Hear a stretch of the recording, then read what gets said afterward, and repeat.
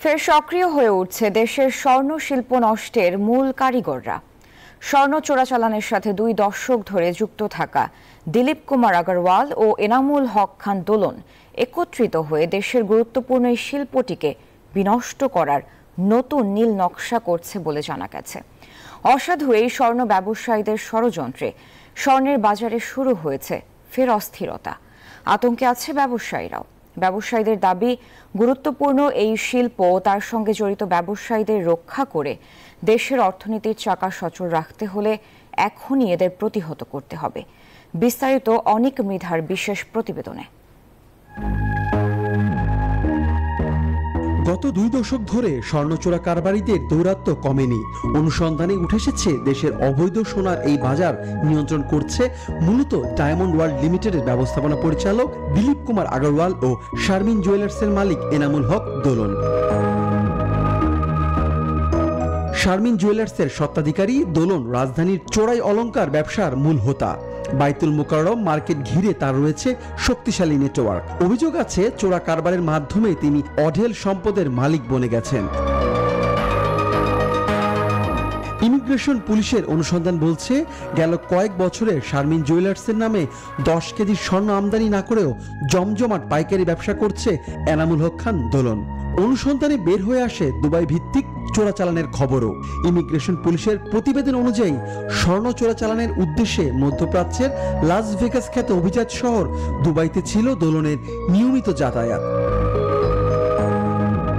স্বর্ণ চোরা কারবারি দোলনের অন্যতম সহযোগী হলেন ডায়মন্ড ওয়ার্ল্ড লিমিটেডের ব্যবস্থাপনা পরিচালক দিলীপ কুমার আগরওয়াল।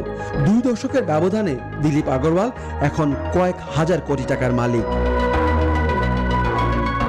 দিলীপ কুমারের এমন ভাগ্য বদলে বিস্ময় প্রকাশ করেছে চুয়াডাঙ্গার স্থানীয়রা। তাদের মতে এমন অর্থ প্রাচুর্য কখনোই বৈধ পথে আসা সম্ভব নয়। 2 নম্বর ছাড়া 1 নম্বর পথে এত তাড়াতাড়ি এত সহজে তো এত টাকার মালিক হওয়া যায় না। অনুসন্ধান বলছে ঢাকায় বসে স্বর্ণ চোরাচালানের একটি সিন্ডিকেট চালাতেন দিলীপ। দিলীপের এক সাবেক সহযোগীর মুখ থেকে জানা যায় তার অন্ধকার জীবনের গল্প। যে দিলীপ কুমার আগরওয়াল ওখানে কত বছর ছিল? তোমার ব্যবসাটা কি ছিল? গোল্ডের। হ্যাঁ, গোল্ডের 5টা বছর একবার চাকরি করেছি আমি। 5টা বছর গোল্ডের ব্যবসায় আমি গোল্ড পালিয়েছি। গোল্ড আনছেন এদিকে বাইরের থেকে? বাইরের থেকে আসতো, ইন্ডিয়া থেকে আসতো। শুধু চোরাচালান নয়, দিলীপ আগরওয়ালের বিরুদ্ধে রয়েছে ভেজাল হীরা বিক্রির অভিযোগ। অনুসন্ধানে জানা গেছে ডায়মন্ড ওয়ার্ল্ড যেসব হীরা বিক্রি করে সেগুলো মেসেন্টেড নামক এক ধরনের রাসায়নিক পদার্থ দিয়ে তৈরি, অর্থাৎ ল্যাবে তৈরি কৃত্রিম হীরা, যার ফলে প্রতারিত হচ্ছেন সাধারণ ক্রেতারা। দুদকের কাছে করা সেই অভিযোগে বলা হয় সারা দেশে 100টিরও বেশি শোরুম রয়েছে দিলীপ আগরওয়ালের। ইতোমধ্যে তার ব্যক্তিগত সম্পদের পরিমাণও ছাড়িয়েছে 1000 কোটি টাকার বেশি। দুদকের অভিযোগের প্রেক্ষিতে দিলীপকে 2 বার জিজ্ঞাসাবাদ করেছিল দুদকের অনুসন্ধান টিম।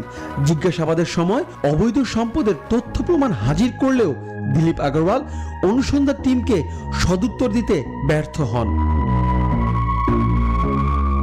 এদিকে স্বর্ণ চোরাচালানকে আরো প্রসারিত করার উদ্দেশ্যে স্বৈরাচার সরকার আওয়ামী লীগের ছায়াতলে সংসদ সদস্য হবার স্বপ্ন দেখেন দিলীপ, যদিও শেষে ব্যর্থ হন। এদিকে শুধু ভেজাল হীরা বা স্বর্ণ চোরাচালান নয়, দিলীপের কাঁধে রয়েছে যৌন নির্যাতনের মতো ঘৃণিত অভিযোগ। এর জন্য তাকে 7 দিন জেলও খাটতে হয়েছিল।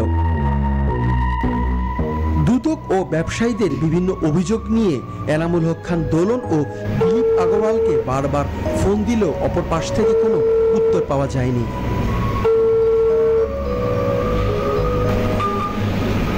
এদিকে শুল্ক গোয়েন্দারা প্রতিনিয়ত চোরাচালানের স্বর্ণ জব্দ করছেন, পাচারকারীদের তুলে দিচ্ছেন আইন শৃঙ্খলা রক্ষাকারী বাহিনীর হাতে। মামলা হচ্ছে, তদন্ত হচ্ছে, কিন্তু চোরাচালানের মূল হোতা দিলীপ কুমার আগরওয়াল ও এনামুল হক খান দোলন অধরাই থেকে যাচ্ছেন।